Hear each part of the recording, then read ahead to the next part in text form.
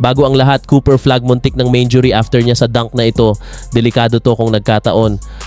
At isang preseason dunk highlights na sana ito kung pumasok ang dunk ni Cooper na ito. Third preseason game ng Mavs ngayon, Flagg starting as point guard. Sa laban kontra Utah Jazz, muling nagpakita ng solid na laro si Cooper Flagg para sa Dallas Mavericks.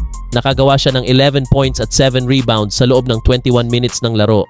Medyo malamig ang shooting niya ngayon, 3 of 13 from the field. Pero kahit ganon, ramdam mo pa rin ang impact niya sa loob ng court. Grabe yung hustle ni Flagg. Kahit hindi pumapasok ang mga tira niya, bawi siya sa depensa at rebounds. May ilang possessions pa na ginamit siya bilang point forward. Oo, tama. Siya ang nagdala ng bola sa ilang plays ng Mavericks. Yun ang nagpapakita kung gaano siya ka-versatile. May mga plays din siya kung saan nag-create ng scoring opportunity para sa teammates niya.